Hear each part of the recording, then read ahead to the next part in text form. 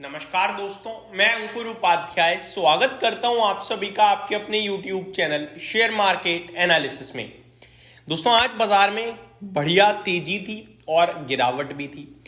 Portfolio में ज्यादातर investors की पैसा बना होगा, लेकिन कुछ स्टॉक्स बड़ी बुरी तरीके से टूट रहे थे, जिसमें से बड़ा नाम 5 स्टार बिजनेस का था, जो कि ज्यादातर इन्वेस्टर्स के पास नहीं है, तो इसको हम बात नहीं करेंगे। सेकंड, हनीवेल ऑटोमेशन था, इसके बारे में भी हम बात नहीं करेंगे ज़्यादा। इसमें भी आज बड़ी गिरावट देखने को मिली है कहीं ना कहीं। नेक्स्ट स्टॉक था आपका MCX, मल्टी कमोडिटी एक्सचेंज। इसमें बड़ी गिरावट थी, 6.5% शेयर टूटा है और इन्वेस्टर्स के पास है। रिसेंटली बहुत बड़ी तेजी में रहा है। देखो, इस स्टॉक ने आज गिरावट जरूर दिखाई है, लेकिन अगर किसी ने 1 महीने पहले भी लिया है ना, तो वो कहीं ना कहीं प्रॉफिट में ही बैठा है, क्योंकि 1 महीने में करीब 13% के रिटर्न हैं, 3 महीने में 50% के। तो आज जरूर गिरा है, लेकिन स्टॉक बहुत तेजी से भागा है रिसेंट डेज में, इसलिए मेरे को लगता है कि कोई भी इसमें ज्यादा टेंशन में नहीं होगा।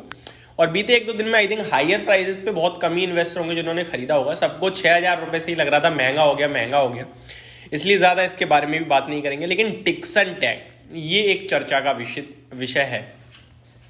आज 5% की बड़ी गिरावट देखने को मिली है और 14,175 रुपए के भाव पे ये स्टॉक आ गया है। अगर आपको लग रहा है ना दोस्तों कि बहुत तेज टूट गया है, तो मैं आपको याद दिलाना चाहूंगा रिजल्ट डे, जिस दिन इसके नंबर्स आए थे। इसने 15,900 रुपए का हाई लगाया और 13,000 का लो लगाया था।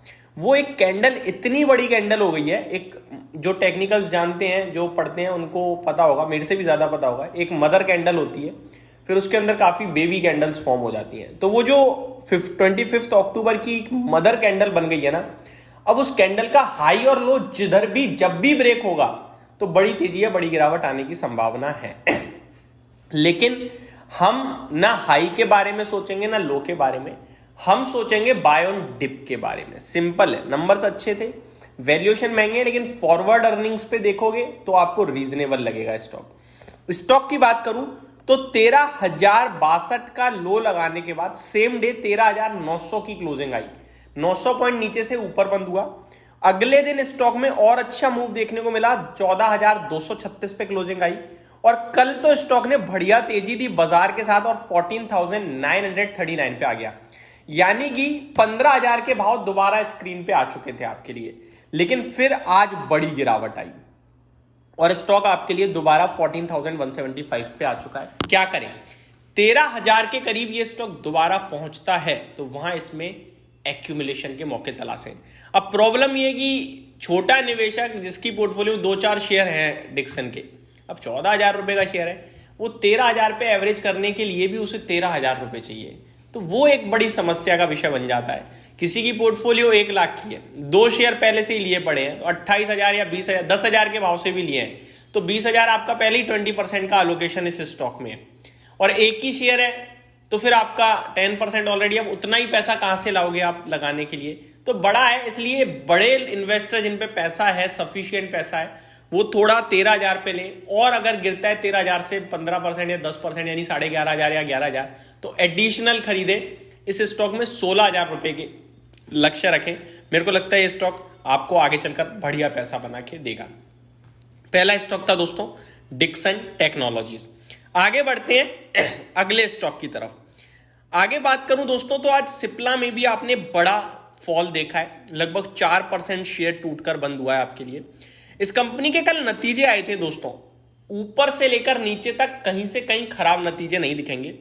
मैं आपको बताना चाहूंगा इस कंपनी के मैनेजमेंट में बदलाव होने वाला है 1 नवंबर से।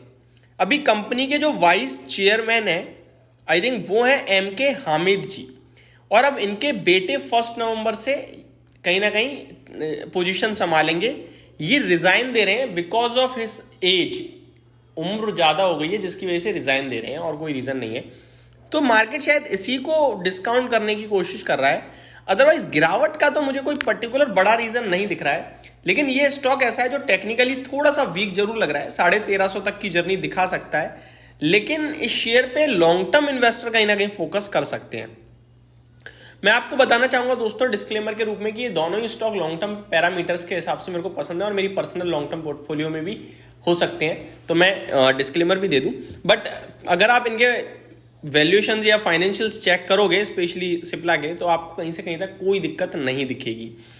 तो ये मेरी तरफ से आपके लिए डिटेल्स थी दोनों स्टॉक पे। इन दोनों स्टॉक्स को कहीं ना कहीं आप बाय ऑन डिप के रूप में ही देखें तो ज़्यादा बेटर रहेगा।